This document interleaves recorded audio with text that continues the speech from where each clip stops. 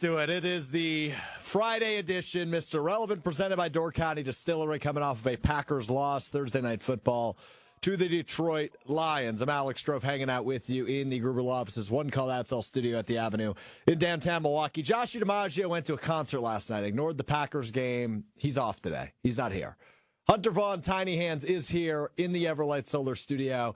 Kelly Sheffield, UW volleyball head coach, joined us on Wednesday's show. They played last night. It was a late one. So Hunter on minimal sleep with us back at the Everlight Solar studio. We'll check in with him in a bit. But I kind of just want to do stream of consciousness takeaways from last night's loss for the Packers and kind of what now is ahead, right? You've got 2 divisional games left, 2 NFC games left with the Seahawks coming up on Sunday Night Football next week, and then the Saints the following week. You've got 4 games in total left. What we know now is the NFC North is no longer in question.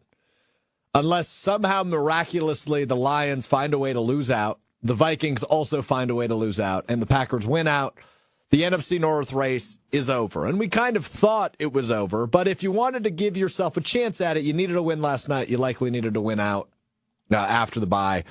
You started good, but ultimately you fall short with a loss last night in Detroit. I do feel encouraged to some degree offensively about the Green Bay Packers after the loss last night. Slow start, which ultimately killed them, right? I think it was punt, and fumble, the first 3 drives for the Packers on offense in that first quarter. But all in all, I feel pretty encouraged about what I saw. I thought Jordan Love, again, and I feel like I've said this every week the last couple of weeks, played his best game of the year, despite statistically it not being his best game of the year, right? Just a touchdown pass. Once again, not an interception, though. And that's an important thing, right? Like, we've made all these Toyota-thon jokes, and we've made all these, okay, second half of the season, is Love actually the real deal? Can he do what he did again last year? I feel like he's proving, yes, he can do what he did last year. 200 yards, a touchdown, no interceptions for him. And obviously that stat line is a little bit shaken up because Josh Jacobs had 3 touchdowns, including a couple on the goal line. So, right, the 1 touchdown doesn't necessarily equal the impact Love had last night. I thought he was really good. So that was an encouraging sign. Josh Jacobs is that dude, right? We've kind of validated that feeling the last couple of weeks. Again, yesterday, another 3 touchdown game for Josh Jacobs. That's huge. And I've said it every week. I sound like a broken record, so I apologize if you've heard me say this 100 times, whether that be on this show or Green Bay Game Day or Kyle Bruston Nortman. This is the reason you signed Josh Jacobs. Last night, again, a really good tell. When you're on the goal line or when you're on the 2 or 3 yard line, you utilize Josh Jacobs to punch it in. So he has been hugely instrumental to the success this Packers offense has had the last few weeks. And despite a loss last night, really encouraged with him and Love. The receivers are so interesting to me. Watson and Wicks, both really good. Watson was huge, had the huge 60-yard play, had a couple other big catches, including the fumble, the ultimate fumble in that first quarter, which was the Packers' first big play of the game, close to the end of the first quarter. Tucker Kraft had another really nice night, which was that touchdown pass. So all in all, offensively, I feel encouraged about the Packers. They can keep pace with a really good offense like the Lions. It came down to a last-second field goal, and that also came with 3 bad drives in the first quarter that included a turnover. So all in all, I feel encouraged about the offense. Defensively, again last night, and I felt a little bit better in the San Francisco and the Miami games, but it reminds me of the Chicago game where the defense just couldn't get off the field. The Lions were 3 of 4 on 4th down conversions. And I get it. Dan Campbell and Ben Johnson treat their offense like it's Madden. They go for it on 4th down every single time. And there was one big stop defensively on a 4th down. But screens all night killed the Packers defensively. Quay Walker, maybe 1 good moment, probably about 5 bad moments. Eric Stokes and some of those corners. The Packers lack corner depth so desperately. And it makes me think back. And look, I get it. Jair's out. When you make the trade I'm about to reference, when you make that trade, you don't expect Jair to miss as much time as he's missed the last 2 years. But trading Rasul Douglas last year was a mistake.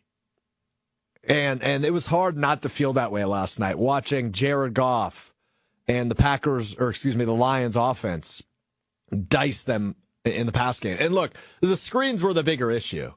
I mean, they could get 8-9 yards every time they threw a screen, whether that was Montgomery or Gibbs or St. Brown or Laporta, right? Like whoever you're doing a quick dump off to, it felt like they were going to get 8 or 9 yards every single time. And that was frustrating. So, not encouraged by the defense. It felt a lot like the Chicago game, where no matter what they did, they couldn't get off the field. And I shouldn't say I always say it because I didn't come up with it, but it is the old adage in football, which is if you win 2 categories, you are going to win the game. If you win the turnover battle, which was even, Keyshawn Nixon had the interception on Jared Goff, so they each had 1 turnover, and you win time of possession, which the Lions won by over 12 minutes, you're going to win the football game. Even turnover battle, 12-minute advantage in time of possession, the Lions won the football game. But I don't want to take away from what the Packers did, because it was an encouraging loss by all means, but it still makes you feel like they're a step away. So those are kind of my get it out of my system, quick thoughts on the Packers loss. Mad City Brew on the ESPN Milwaukee YouTube chat. Well, Strouf is alive. Yeah. Food poisoning. Wasn't feeling great Wednesday during the show, but we had Kelly Sheffield on. I was already here when I started feeling like crap, so I just kind of powered through. Got home Wednesday night. I'll spare you the details. It was all downhill from there. So Thursday, had to call in. Missed Kyle Bruston Nortman. Missed Green Bay game day. Missed a game day, which I hate to miss a game day on any show. So I'm good, though. I feel much better today. And I'm ready to party for the weekend. But thanks for checking in, Mad City Brew. Yes, I am alive. But those are my reactions to the Packers game. Encouraged by the offense, discouraged by the defense. Hit me up. Let me know what you're feeling a day after. ESPN Milwaukee on YouTube. ESPN Madison on YouTube. You can get me on Twitter, @Alex_Strouf. You can get me on Facebook, @ESPN Madison, where we're streaming live. Want to know how you're feeling. Because I don't know if I'm alone there. I haven't really talked to many people today about the Packers game. I've kind of avoided the tough subject of the Packers losing last night. Because it's not like they got run out of the building, right? And that's one thing. That happened earlier in the year against Minnesota and Detroit, where they're just outmatched from the get-go. And it felt that way a little bit. At the end of the first quarter, I think it was 10-0, I kind of felt, it might just be one of those games. And then whatever Matt LaFleur said at halftime worked for the offense, because they came out dicing the Lions defense. They had their way, and that was a really encouraging sign. But defensively, and I get it. The Lions are one of the best offenses, if not the best offense in the league. So when you look at that final score, 34-31, I don't think you feel that crappy about it. But encouraged about the offense, discouraged on the defense. Let me know how you're feeling. I want to go to Hunter Vaughn, who I don't know how much of the game he was able to watch with his role as the executive producer of the Wisconsin Badgers Volleyball Network on ESPN Madison, 620 WTMJ, ESPN Beaver Dam, where he does I don't compliment him a lot. He does a stellar job at producing Wisconsin volleyball, who is now in the NCAA tournament round of 32 matchup tonight against Georgia Tech, which Hunter will be producing as well. Hunter, I don't know how much of the game you caught, but as you hear me on my 10-minute kind of bucket dumping following the loss, I'm curious if you agree with my takeaways, if you have any different takeaways that I didn't hit. Any thoughts on the Packers loss to the Lions 34-31? I mean, I was able to watch, it was kind of on and off for me. Would have probably been able to watch more of it had Tennessee and Georgia Tech not decided to play forever. So we ended up going well through the entire football game of having volleyball on at the same time. The game felt like the entire time, I'm like, if I saw Detroit had the ball, I was like, okay, they're going to go and get points now. That's just the entire time. It just felt like I'm going to see Detroit score here soon, which makes it feel like it's very clear Detroit's the team in the NFC. They've separated themselves now. And unless Dan Campbell decides to prove to everyone in the stadium that he has the biggest pair of anyone in the stadium and go for it in a bad fourth down spot, that's the only way I see them losing a game. because this offense scored 34 points, and we're like, oh, well, their defense is banged up. They're not going to be able to stop anybody. It doesn't matter because that offense can go on 11-play, 70-yard drives whenever they want. Right, so you're absolutely right. It was. So he did it 4 times, went for it on 4th down. Prior to that final drive, it was obviously 3 times. They were 2 for 3. They got stopped in their own territory, which the Packers, I think, converted into 7 earlier in the game. It might have been the 3. I don't remember exactly which possession it was, but I know the Packers got points out of it when they stopped them on 4th down in that second half. That final 4th down call, I have a mixed feeling on it. It was the ballsiest play call you could have gone with by Dan Campbell. To go for it on 4th down, under a minute left in the game, Packers have no timeouts left. Like, you're in field goal position. You're not changing the result here. The only way you're changing the result is by not converting the 4th down, not changing the fact that this game is tied and giving the Packers an opportunity. If you go up 3 with 40 seconds left and give Jordan Love the ball, yeah, sure. Maybe they didn't want to repeat what happened 9 years ago on a Thursday night at Ford Field. But Aaron Rodgers isn't Hail Marying for the Packers. It would be Jordan Love. So I don't know if I'm feeling as confident as I would be because Aaron Rodgers, the master of the Hail Mary, we just haven't really seen Jordan Love throw one yet, or at least convert one yet. So I don't have the same faith in him as I would in maybe if Aaron Rodgers was quarterbacking the Packers last night. But yes, it was ballsy, but it paid off. Would he do that situation? Would he make the same decision? Home field, tie game, 40 seconds left. The opposing team has no timeouts. You need half a yard to get, pretty much end the game, but you still need to make the field goal. Would he make that same decision in the NFC Championship game against let's say, the Philadelphia Eagles? I don't know. I really don't know. I think I commend the decision because it turned out to be the right one. If he doesn't convert that, we're killing Dan Campbell. We're killing Ben Johnson. We're killing Jared Goff. It was a really, really, really interesting decision. But I struggle to kill him for it because it's kind of like, what's the saying in basketball? Live by it, die by it when it comes to the three-point shot.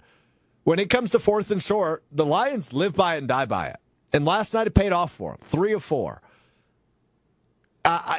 Will it come back to bite them at some point? I certainly wouldn't doubt it, Hunter, to your point. Like, I certainly would not doubt it. Because if they end up playing the Eagles, a team that, a defense specifically that has practiced against the tush push, probably quite a bit. I don't know. Like, it's a really good question. But last night it paid off for him. And it probably solidified, Hunter. Tell me if you disagree with this. I think last night probably solidified Dan Campbell as the NFL Coach of the Year. A 12-1 start. They've won 11 games in a row. And to win that game in a toughly contested game by the Packers, it paid off. And that probably solidifies him as Coach of the Year. I'm curious if you agree with me on that. I saw the betting odds are way in his favor now after last night. Yeah, I think Sirianni with the Eagles might be the only one that I think could overtake him. Just given kind of the turnaround and everything, and like if they get the 1 seed, like I could see the Eagles doing it. But like him going for it last night told me that he hasn't like decided he's never going to do that. Because I think back to last season, they're in a Monday Night Football game against the Cowboys. They go for 2. They're going for it on 4th down. That cost them that game, as much as you can blame it on the officials doing a really bad job with the eligible receiver stuff. They still lost that game. They ended up not getting home field and have to go to San Francisco. Had they won that game, San Francisco would have been going to Detroit. It cost them already last year, and he's still doing it this year. This is just who he is. And he's going to do it in the playoffs if it comes to it, because that's their culture. It's their identity at this point.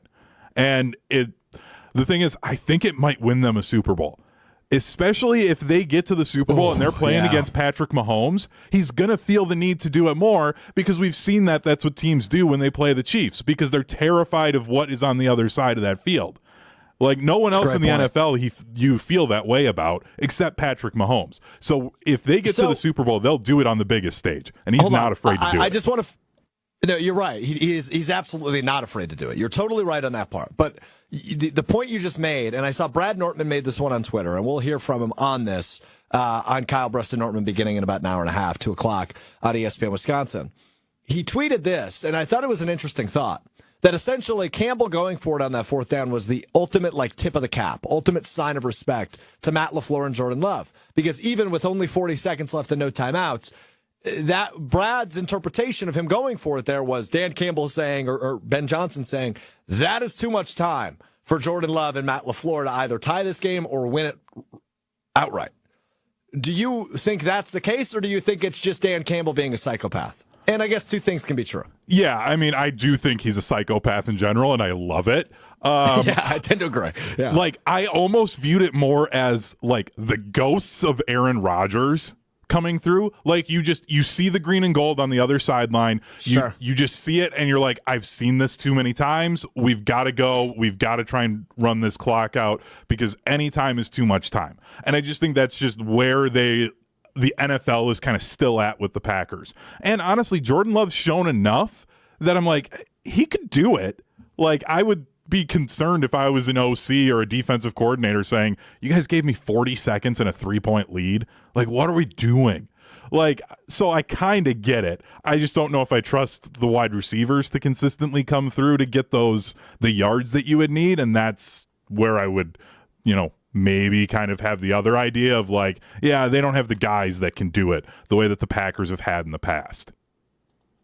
Yeah, you're right about that. So that's kind of the stream of consciousness. Want to hear from you. ESPN Milwaukee, ESPN Madison on YouTube. Text line is open, 800-990-3776 if you want to do it that way. Brett and Eau Claire chimes in. Again, glad to see you are alive. Happy early birthday. Thank you. And thank you, I think, also on the glad to see you are alive. That's the second person now that says, wow, you're alive. I wasn't dying.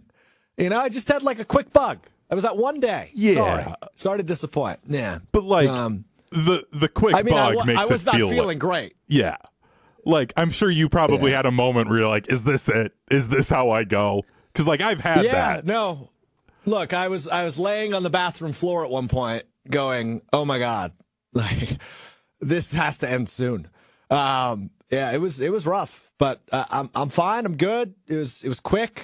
It went from 5:30 p.m. Wednesday to about, I don't know. I wasn't feeling back to 100% until really this morning, but I wasn't feeling energetic until last night. So also, we're alive, we're well, we're good to go. Yeah. Before we move on, and you don't have to say this on here. Don't throw anybody under the bus. But I asked you because you believe that it is food poisoning of where the places you ate in Milwaukee were over the last day, because I'm going over to Milwaukee for the Marquette, Wisconsin game. My wife and I are trying to figure out where we want to eat.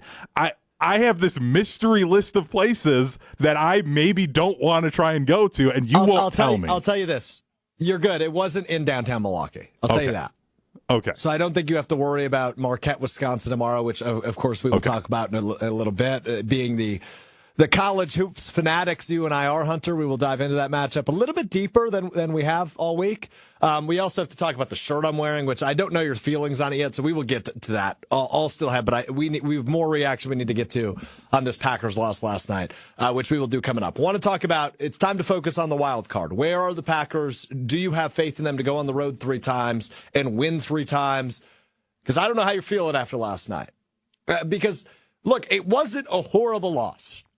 It never looked, outside of the first quarter, it never looked like the Packers didn't belong, especially in that second half. It looked like the Packers belonged. We were 4 minutes into the second half. They were down double digits entering the second half, and they were in the lead, right? So there were several moments last night where I think you as a Packers fan, or me as a Packers fan, can look at it and go, I feel like they belong. And that's good. That's a good feeling to have. But with the loss last night, it means it's going to be a road trip. If the Packers want to get back to the Super Bowl, they're going to have to go on the road 3 times. It's just a fact at this point. And it might even be the 6 seed rather than the 5 seed. So I do want to talk about that coming up next. But first, I do have to tell you about, if I didn't have the stomach bug, what I would have been coping with was Door County Distillery, locally produced, handcrafted, and award-winning spirits made locally in beautiful Door County. Beautiful this time of year, man. with the snow, the lake freezing over a little bit. It's like a quiet getaway time. So if you're going up there, you got to stop in by our friends at Door County Distillery and Door County Winery. And if you're not, bring Door County Distillery to you. I've said it all week, right? Like, it's the age-old debate on old fashions, whiskey or brandy. You can do both with Door County Distillery. Their cherry brandy, made with local Door County cherries. Their single malt whiskey has won 27 gold medals nationwide. So if you've got a whiskey lover and a brandy lover for their old fashions coming over for the holidays, stock up with Door County Distillery.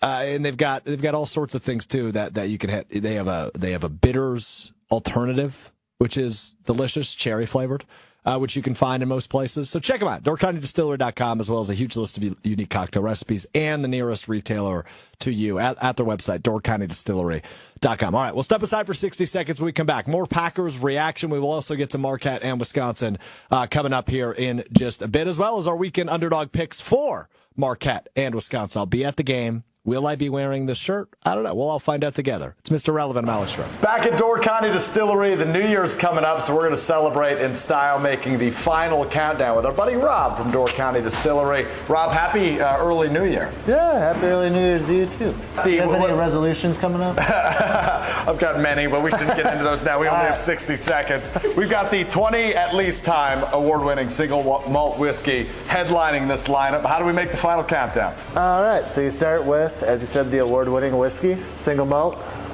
2.5 ounces of that, half an ounce of grenadine, half an ounce of simple syrup, 3/4 of an ounce of lime juice. Stir. Stay on the outside of the glass, give her a little once-over around. Happy New Year to you. Happy New Year to you, Happy Rob. New Year's. The Cheers. final countdown from Door County Distillery. Oh, yeah. Oh, yeah.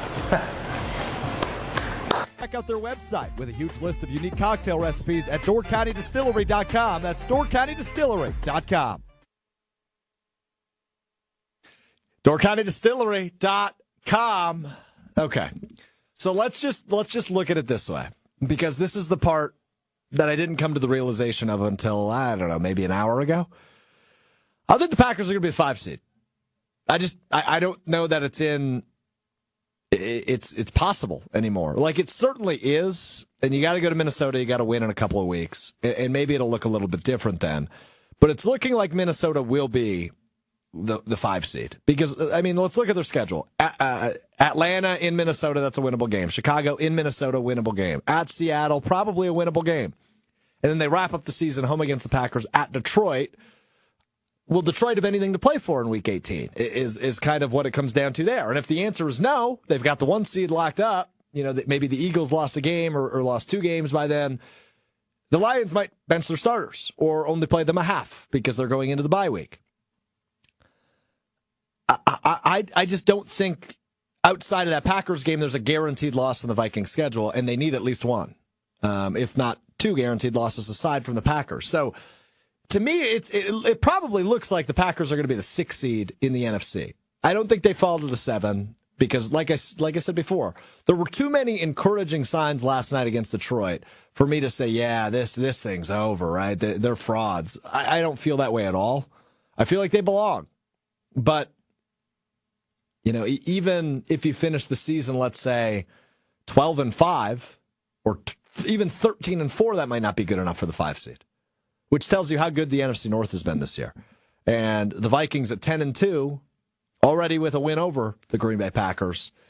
I don't think they're going anywhere. Although I don't believe in them in terms of a Super Bowl contender, I don't think they're going anywhere from that 5 spot. So that all of a sudden makes it a little bit more difficult for Green Bay, as they may fall to the 6 seed, travel to the 3 seed, which is still to be determined between the NFC South and the NFC West. And then likely you go to Detroit, divisional round weekend. Jason Wilde said it all year, and I just chose not to believe him.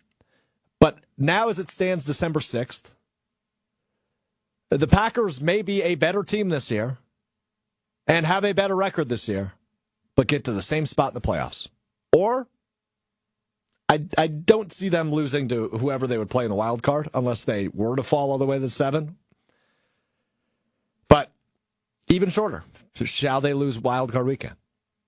I don't think that will happen. But I'm I've kind of sold myself that the Packers would likely be the 6th seed. And I'm okay with that. It just means you got to go back to Ford Field, divisional round weekend, which, again, if last night is any indication, I'm okay with that, right? Like, I feel like the Packers can compete and beat Detroit. I just haven't seen it yet this year. And what's the saying? Oh, boy. Joshy's not here to hold me accountable, Hunter. So no. I wish you luck here in trying to figure this out. Faith in something unseen. There's a saying, something like that. All right, we're just going to skip over it. Hunter, you had something else you were going to say. Yeah, I wouldn't so quickly dismiss the idea of most likely you're going to see Seattle winning that division and being the 3 seed. And that's a team that has already shown that they can win that home game against the team that had the better record. The franchise at least has, like Seattle had the Beast Quake moment. And like the way that the defense is kind of played for the Packers, like if you told me, okay, DK Metcalf, Jackson Smith and Jigba, Tyler Lockett, and Kenneth Walker all go off, or 2 of those guys all go off for Seattle, they could turn that into a shootout and win that game at home too. So like that 6th seed's not a great spot to be in, given that you'd be going to a team that they've got enough weapons that they could make that a game long enough, and then at home you tend to lean towards the home team. Like that's not a fun spot for the Packers. No, you're right. But the fun part about that is, Hunter, we get a little preview next Sunday night. In fact, it is a Sunday night football game for the Packers taking on the Seattle Seahawks. So you theoretically could get a little preview of that next Sunday, and hopefully it's a dominant win for the Packers, and you get rid of all doubts. By the way, the saying I was referencing from Hebrews 11:1, faith is the substance of things hoped for, the evidence of things not seen. That's what I was going for. Okay. I'm going to be honest, would have never expected you to try and pull out a Bible verse in the middle of this show, ever. Hey, Hunter, me neither. So then why'd you try to do it? I don't get it. I'm a strange fella. Somebody on the ESPN Milwaukee YouTube stream says, lost to a second-string defense, laugh my ass off. I mean, front 7 for sure. No doubt. But I guess, and this isn't me making excuses, most of those guys have been there, right? Like Hutchinson's been gone. One of their ends has been out all season. Anzalone's been out a few weeks. Like, at least they have some chemistry and some camaraderie, right? Like, this is a defense that's played together. It's not like you're trotting out people that have never played together and played first-string snaps. But, yeah, I mean, you should have taken more advantage of the front 7.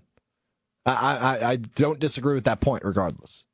But anyway. So that's my thoughts on the wild card. I think the Packers will likely end up being the 6th seed. And look, Seattle's a tough place to play. But thankfully, since that disgusting NFC Championship game, Packers have had the upper hand in the postseason when it comes to Seattle. Now, a lot of those games have been played at Lambeau, but I think that one would be good to see. All right, let's get into stock up, stock down. We do this each and every week following the Packers game. We have some players that are trending up and some players that are trending down. This is not an overall indication of season long.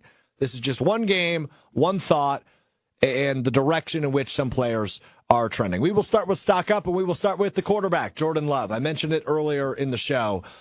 Despite only throwing one touchdown, I think I left yesterday's game against the Lions having the most faith I've had in Jordan Love here in the 2024 season.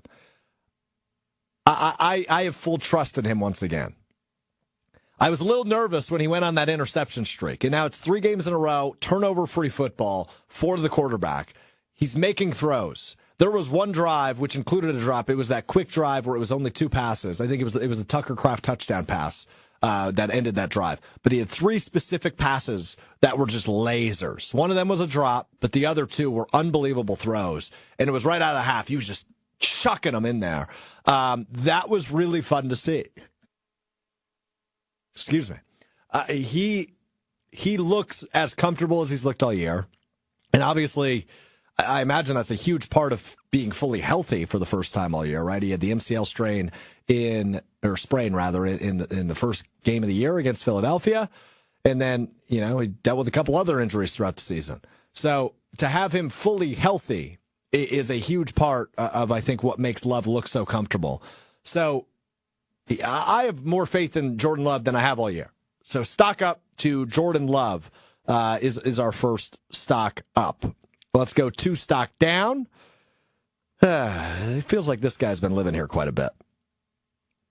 Oh, I screwed up, Hunter. I put Isaiah McDuffie in down. I meant to put him in up. Quay Walker in down. My bad. That's on me, Hunter. I wrote the wrong notes. I was working too fast. That's on me. Quay Walker, stock down. Just a quick sigh from Hunter. That's a dynamite drop in. No words, just a sigh. It's powerful. Yeah, stock down goes to Quay Walker. Look, I think he had a couple plays where I was like, okay, good job, Quay.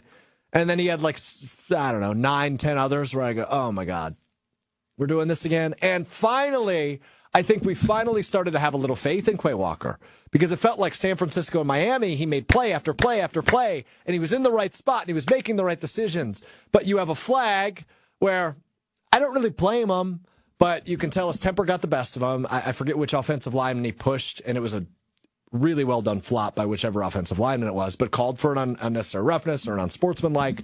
That cost you crucial yards. So there are multiple moments last night again where I'm looking at Quay Walker and I'm going, dude, why can't you just piece it all together? I'm waiting for the moment where Quay Walker pieces it all together. And I finally started to think, oh, San Francisco, Miami, starting to piece it together, despite those teams not having great records and maybe not being as good as they were a year ago. Still potent offenses and Quay Walker finding ways to make plays. Last night, despite having a lot of tackles, not his best night again. So Quay Walker again, stock down. Hunter, go ahead. I know I've brought this up earlier in the season, but I want to bring it up again. Is it maybe time to have the conversation of off-season, ask Quay Walker, okay, let's put some weight on you. Let's get you hand in the dirt. Try him as an edge rusher. Given his athleticism, and just right. Hey, it's let's try that out because clearly, linebacker, he's just making too many mistakes at times. Yeah, it'd be unconventional for sure, and it'd be something I don't know if he'd be a fan of, right? It's obviously something he would have a hand in the decision making too. But the athleticism is clearly there, and that's probably the most frustrating thing with Quay Walker is he is such a freak athlete, but he's just been unable to piece it together and really make the impact we're awaiting him to have. So it's certainly not a conversation I'm against, Hunter. But A, are we certain it would work? No. And B, would it be something he'd be into, or would it be a moment where he goes, just trade me then? Right? If I'm not working, just trade me then. You have Edgerrin Cooper. You have Isaiah McDuffie. You have Eric Wilson who are making plays. And by the way, I wrote Isaiah McDuffie accidentally in the email. I thought Isaiah McDuffie was really good for the Packers last night. Not great, but also that's not a guy you expect to be on the field a ton anymore. But Edgerrin Cooper's been injured. I thought he had some really nice plays. He got shot blocked late and got back up, almost made the sack on Goff late in the game. But it is what it is. So McDuffie I thought was good. I thought Eric Wilson was good again. Quay. And maybe it's because we're watching him with such a... And this goes back to Goody. Goody's been really good in rounds 2 through 7 for the most part. Round 1, he just can't seem to get a hit outside of Jordan Love and Jair Alexander, but Jair's been so beat up the last 2 years. Otherwise, his first-round picks have just not been impressive. Just haven't been. They just haven't worked. And Quay Walker seemingly is another one of them, which is disappointing because, as Hunter just alluded to, the athleticism is so clearly there. It's so clearly there for Quay Walker, and he just can't piece it together. So it's a really good point by Hunter. I don't know. Is it a conversation they'll have in the offseason? Maybe. It's certainly one I am not opposed to. But then again, that means you're shorthanded at linebacker. So it is the ongoing debate with Quay Walker. It's a good point by you, but I don't know. Let's go to stock up. Stay on the offense. Dontavian Wicks, the wide receiver, finally has a game where you go, yeah, there it is, because the separation is always there. Has he been able to catch the football? Not really. But last night he was good. Targeted 5 times, caught 4 of them, 49 yards, including a big play. I think it was something like 25 yards for Dontavian Wicks on his long. I thought he was good last night. He came through. And we'll talk about Jayden Reed in just a moment. For a game where Jayden Reed was completely non-existent, Dontavian Wicks filled the void. Right? No Romeo Doubs. You think, hey, that means more Jayden Reed, more Christian Watson, more Tucker Kraft. No! It means more Dontavian Wicks. And it's best game of the season. So stock up the Wicks. Maybe it'll start piecing together towards the end of the year here. And that's what happened with him a year ago, too. He didn't play much. I think he was injured most of the beginning of the regular season last year. And he kind of popped off towards the end of the year. And it feels like that could be the case, hopefully, again, here with Dontavian Wicks, who had 4 catches for about 50 yards last night. So good game for him. Wish you would have seen more Jayden Reed, which is where we go to stock down, which is Jayden Reed. 50% of the snaps, only 1 target, no receptions for Jayden Reed. It's what I'm really confused about. Like, I don't want to lead myself to, oh, well, he's not the guy we think he is, because I don't think that's the case. 50% of the snaps is about right for him. I'd probably like that number to be a little bit higher, but only 1 target. That seems like a Reed problem more than a Love problem or a LaFleur problem. Because I have a hard time believing that Matt LaFleur is calling plays where Jayden Reed's not the first read, right? Like, I just don't think that's the case. So, coming off a 2-touchdown game a week ago, I was discouraged by the lack of involvement. And maybe that is a Matt LaFleur problem, right? Like, where's the end arounds? Where is Jayden Reed getting... Why are we not forcing the ball into his hands? Whether that's out of the backfield or, I don't know. I really struggle with the Jayden Reed thing from last night. Because in my head, outside of Josh Jacobs, I think Jayden Reed is the best playmaker on the Packers offense. He's just a guy who can't be non-existent in the Packers offense. Despite scoring 31 points, he just can't be non-existent. And he was last night. So that's concerning. But I don't really know who to blame on that. Is it Jayden Reed? Is it Matt LaFleur? Is it Jordan Love? Is there enough blame to go around? That's the part I struggle with that one. And hopefully it's a problem we don't see again the rest of the season. And Jayden Reed is an especially important part of the game plan going forward. But last night, his lack of involvement was concerning to me on several levels. I feel like it's a Matt LaFleur thing. Because, like, for all the flack that Mike McCarthy gets, and rightfully so for a lot of it, when CeeDee Lamb has a bad game for the Cowboys the previous week, that next week, they're using him on end arounds. They're getting him the ball out in the flat. They get him going early on, get him into a rhythm, then they start pushing the ball down the field to him, and then that's where he goes off and has big games. Like, I feel like the Packers just have to do that with Reed sometimes. Like, just get him going a little bit, get him some easy stuff, get him into the game. So maybe he's one of those guys. He just has to, like, get the ball in his hands, get tackled once, and then he's in that moment, and then he just gets rolling from there. Like, do something to get him going early, even if it's for just 2 or 3 yards, just so he can get into the game and get a feel for what the game is going to be, and then you can start pushing it down the field. And, like, I just don't feel like LaFleur does that consistently for him. Yeah, and maybe that's why Matt LaFleur belongs in this conversation. Is he overthinking hey, we've got so many weapons, everybody can have theirs. Maybe we should emphasize a little bit more Wicks and a little more Watson, a little more Kraft, and obviously more Jacobs. And then there's just not enough snaps left for Reed to contribute. Like, I don't know. Because I've referred to the Packers not having a quote-unquote number one receiver as their superpower in the past. Didn't feel like their superpower last night because Dobbs was literally non-existent because he wasn't in the game. He was out with that concussion yet. And then Reed had 0 catches. He had 0 yards. He did nothing. 0.0 for you fantasy owners in the playoffs who started Jayden Reed. Sorry about that. I'm one of them. So I get it. It just feels problematic when a guy I think a lot of us in the fan base view as, outside of Josh Jacobs, your best playmaker offensively, he can't be non-existent. He just can't be. And he was last night. So it is what it is, I guess. But going forward, that's a problem you got to fix. But it's fine if the team's superpower is that they don't have a true number one. But then you can't have a guy that needs a lot of touches to get going. Like, that just doesn't work, whether that's your running back, tight end, or anybody.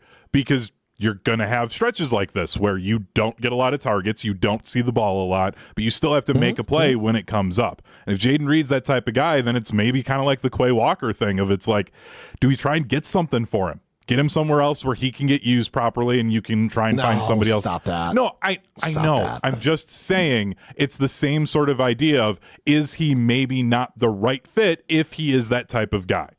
I mean, it was just one game. I know. But he's had this one game a number of times through the season. Like, I've got him on a fantasy team. I know. Like, you run into this a lot with him this year. So that can be the problem. And if it is, like, it's just a conversation and something maybe they have to think about, because if he's not being fully used properly, then maybe you got to either, one, change your offense up to use him properly, or two, get him out and find somebody else that you can actually use to their full potential. Yeah, I mean, it's the first game of the season he's had less than two catches, right? He's had at least 2 catches every game this season. Now, one of those was against the Houston Texans. This is probably the fantasy football one you were referring to. He had 2 catches for 10 yards. 1 for 6, 1 for 4. He had 2 catches against the Bears a couple of weeks ago, only for 23 yards, but he did have the touchdown right away in that game. 3 catches for 26 against San Francisco, only 3 catches for 24, but the 2 touchdowns against Miami.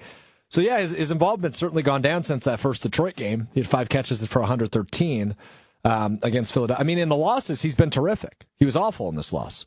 He's had over 100 yards 3 times this year. Those 3 times were against Philadelphia in the opener, 138 and a touchdown. Against Minnesota, 7 catches, 139 and a touchdown. And against Detroit, 5 catches, 113. So the 3 times he's been over 100 yards this year have been in losses. I don't think there's any correlation there. I'm just saying that's an interesting little fact on Jaden Reed. All right, one more of each. Let's go back to stock up. We will end on a pessimistic note. Stock up Tucker Kraft again this week.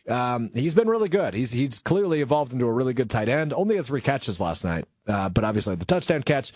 I think he's really good in protection, and maybe I'm certainly not the most qualified to say that, but like I almost want to go Kraft / Chris Brooks, who has essentially taken over Emmanuel Wilson's role, is also kind of adapted to a fullback role of sorts, and 2 running back sets. He's like a 6th offensive lineman is Chris Brooks. But Tucker Kraft, I think he's really emerged as a reliable weapon in the pass game for Jordan Love. So really like to see his growth. And you know, it's something that Mark Chmura always says, the former Packers tight end. It's the hardest position to learn, maybe outside of quarterback, especially in year 1. But year 2, you are seeing that very clear, evident jump from Tucker Kraft, which has been incredibly encouraging on that front. So final stock up goes to Tucker Kraft. Final stock down. Look, I don't think it's a bad hire. I don't think it's the mistake. I don't think he's bad. I don't think he's Joe Barry. But the final stock down goes to Jeff Hafley. 4 games since the bye. 2 of them the defense hasn't been able to get off the field. Last night, another example. I don't think it's a scheme thing because overall I think it works. You had a turnover. Got another interception by Keyshawn Nixon. But Jeff Hafley gets my final stock down. Just a bad defensive night. Got crushed all game long. Offensively, you were better in the second half. You were not better in the second half defensively. So final stock down goes to the defensive coordinator, Jeff Hafley. Do you give him any grace that he was going up against probably the best offensive coordinator in the NFL right now and the hottest OC in the NFL? Do I give him any grace? Yeah, a little bit. Like, I get it. I wasn't expecting you to shut out the Lions by any means, but 34 is a lot, regardless of who you're playing. It's 11 more than the Bears allowed on Thanksgiving. It is 10 more than the Colts allowed. It's 8 more than the Texans allowed.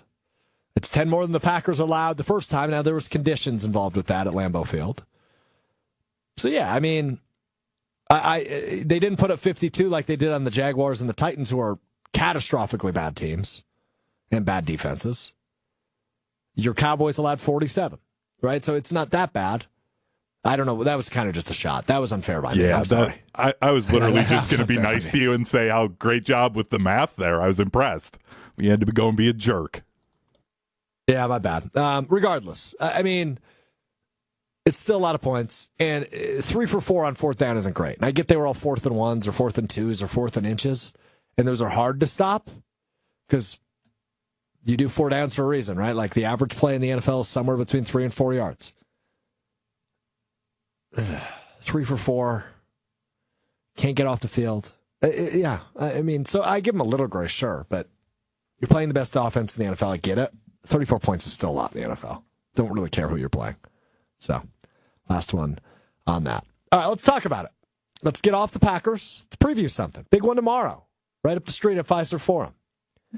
It's the Badgers. It's Marquette, both coming off their first losses of the season this week. Wisconsin falling to Michigan on Tuesday.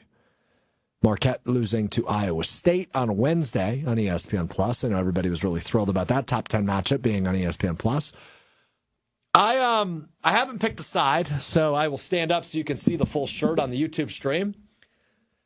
My girlfriend made me the shirt. Half Wisconsin, half Marquette. It's a sick shirt, if we're being honest. It's really cool, especially 364 days a year. I think I'm going to wear it tomorrow. I'm going to wear it to Fiserv Forum tomorrow. I don't imagine I'll be making a lot of friends tomorrow, but maybe I will. I saw in the YouTube chat earlier, on the ESPN Milwaukee YouTube chat, Mad City Bruce says, Strouf, just like you, I root for both UW basketball and Marquette. But my son loves the Badgers, not Marquette. Will be a fun house here in Madison tomorrow. Hey, man, enjoy the game. It's awesome. Your son loves college basketball, like you do, I assume, as you say, and as I do. I think it's awesome, right? Like a little family rivalry. You got to go extra hard on the Marquette fandom tomorrow, though. So, Hunter, you are a Marquette fan for basketball. Yes. You are a Badgers fan elsewhere, right? Like, yeah, I mean, the Badgers are part of night. why I have a job, so yeah. But you also, I believe you went to the Badgers game on Tuesday, right? Yes, against Michigan? I did. Yep. And you wore Badgers gear. I did. So that is one day where you technically don't have to pick a side. Tomorrow, I've been told I need to pick a side. Yeah, yeah. If I wear this to Fiserv Forum tomorrow, this is in bad taste or in poor taste, in your thought? I just, it's dumb. Like, just pick a side. It's more fun if you're picking a side. Like you should, if you're watching like Duke, North Carolina, you pick a side. Pick one of the teams and just like, that's the team I want to win this one. Okay, but hold on. You're watching Yankees, Red Sox, do the same thing. We can't compare this to those. This is not Yankees, Red Sox. This is not North Carolina. To me, it is. My wife's Duke. a Wisconsin alum. Like, right. So that's different, right? Like, I'm a Stevens Point alum. My girlfriend is a Milwaukee alum. So there's not really marital ties, if you will. I'm not married, but you are, so that's why I use the word marital. My girlfriend's grandparents met and went to Marquette, so she will likely wear either this shirt, because obviously we got two of them, because you cut two shirts in half. Yeah. Simple math there. So she might wear this shirt. She might go all Marquette tomorrow. I'm not sure what her wardrobe will look like tomorrow. But, I've always rooted for both. In this rivalry, traditionally, I've worn Badger stuff, but I don't really own a lot of Badgers or Marquette stuff. So that's why I wanted a split T-shirt, because I cheer for both. So you say I have to wear one or the other tomorrow. I can't wear this. I would recommend you wear one or the other. Because it's like, if you were to have, like, you see the parents who do it, who their kids, like, play for both teams, and they've got the split jersey. Like, Mama Kelsey did it for the Super Bowl. Right. Like, there's those kind of things. Like, you obviously don't have kids playing in both of them. Like, and I've seen how athletic you are, so you don't ever have to worry about that anyways in the future. Like, hey, that's not necessary. But I'm not wrong. Yeah, man, just pick a side. And, like, if you really want to go with the team that's going to win, like, I'm going to be honest, I love Marquette. I want them to win so bad. I've got Steven Crowell on the screen for a reason. I think that dude's going to go off. Marquette can't defend the post well. 2 7-footers is going to be tough. Yeah, that's going to be interesting. The other part for Marquette is Chase Ross, their two-guard, likely out of this one. Now, hasn't been the biggest scoring presence, but he is a dog on both sides of the ball, right? Defensively, he's one of the best. If I'm not mistaken, I think he's top 10 in the country in steals. He's and Shaka Smart runs his program, on deflections, right? That's a big stat they love tracking is deflections. Chase Ross is a huge part of that. He's made a big jump here in his junior season. So if he is out of this game, I think he's technically listed as doubtful, and that may have changed. I might have just missed it in the middle of all this Packer stuff. But without Chase Ross, that's going to be a big hit for Marquette. And Wisconsin, despite how good Marquette's been the last 2 years, has had Marquette's number in this matchup. So this is going to be a really, really fun one at Fiserv. Going to be an electric crowd on hand. It sold out in minutes when the tickets went on sale last month. I'm pumped for this. I will be there. Hunter, you will be there. I am looking forward to getting after it a little bit. Just want to give everybody a heads up. Where I will be and where our team will be for ESPN, I believe we are calling it Marquette, Wisconsin College Game Day from 10 to noon. We'll be over at Broken Bat Brewery in Milwaukee. I'm going to pop by, go get myself a beer before the game, go say hello to the fellas. I know Alex Cravat, Alex G, who's been on the show before, will be there. Brian D will be there. Matt Yazel will be there. Ben Bruss scheduled to appear, the former Badger, over at Broken Bat Brewery. So I will be over there, probably between 10 and 11, and then head over to the Deer District and then head in for the game at 12:30. But I'm really looking forward to this, man. I'm super pumped. I think this is going to be a really close game, as it has been years past. I think Cam Jones and John Tonje, two guys that have evolved into national superstars this year, will both have their shining moments. Hey, man, the one hope for Wisconsin is not Chase Ross. Max Klesmit shoots way better than he did the other day, and he won't have Chase Ross defending him.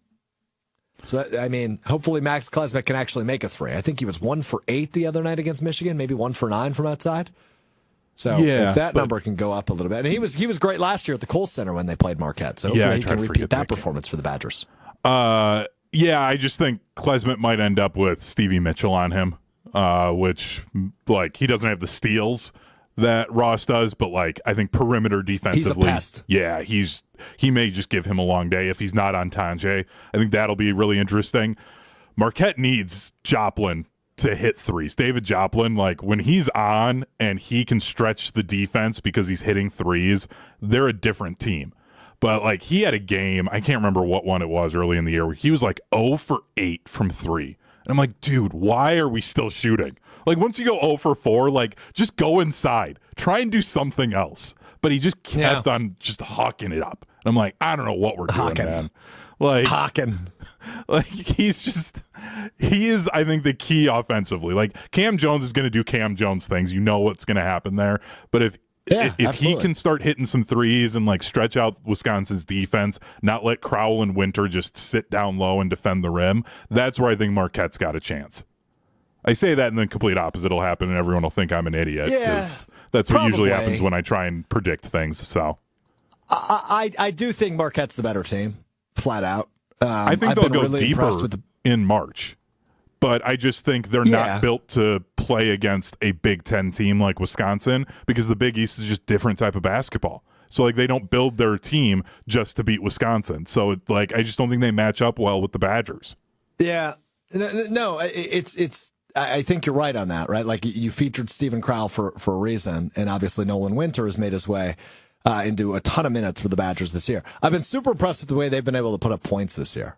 Outside of Tuesday night, which is Big Ten basketball for you, they're putting up 75, 80 points a night, which is just so uncharacteristic of what Wisconsin basketball does. But when they had to go rebuild their team in the portal with guys like John Tonje and Xavier Amos, they brought in points, they brought in scores, and Klesmit has taken that next step. Blackwell has taken that next step. Seems like Nolan Winter and Crowell are each good for about 1 or 2 threes a game, despite being 7 feet tall. So that is an impressive point on the Badgers. Marquette is just so well coached and so well disciplined defensively, and you've seen that a few times already this year for Marquette, where it's just they are so good on the defensive side of the basketball.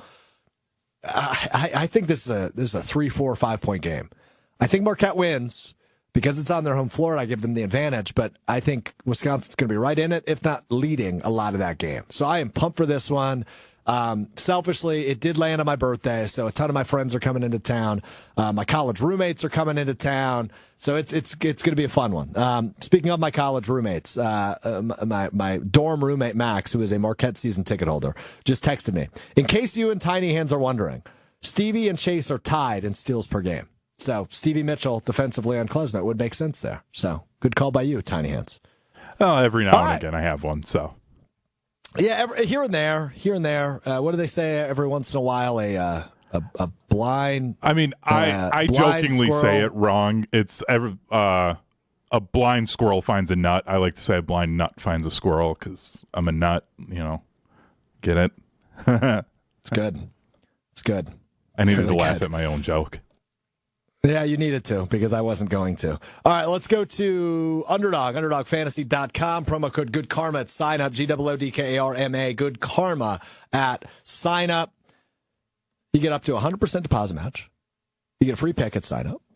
And the best thing about Underdog is you can win up to 1,000 times your money. You can turn $1 into $1,000 just like that. Snap of a finger on the Underdog app. Joshy's been chasing it, man. He's been going 7 of 8 every weekend on touchdown scorers. Joshy not here to give us our picks this weekend. I'm not going to give you an 8-pick entry. I'm just going to give you a quick 3-pick entry on the NFL slate this weekend. A couple of things I really, really like this weekend because there's not very great games. Hunter, you gave us a stat earlier in the week. There's only 2 games with 2 teams over 500 playing, and one of them happened last night. Is that correct? Yeah. The other one is the Sunday night game. Yeah, it's not a great. I mean, now there is an asterisk to that, given that there's a number of 500 teams who play teams with winning records, which would up that a little bit. But still, it's not a great slate. Yeah, the Chiefs Chargers is the only other one of 2 winning record teams. Yeah, so I just like touchdowns here, and it's running back centric. I like touchdowns for running backs this week. So I like Saquon Barkley against the Panthers for the Eagles. It's in Philadelphia. I think Saquon naturally gets into the end zone. The Raiders are visiting Tampa Bay. Bucky Irving has come on strong for the Buccaneers. I think he gets into the end zone again this weekend, and these are both rush or receiving touchdowns. So Saquon, higher than half a touchdown. Bucky Irving, higher than half of a touchdown.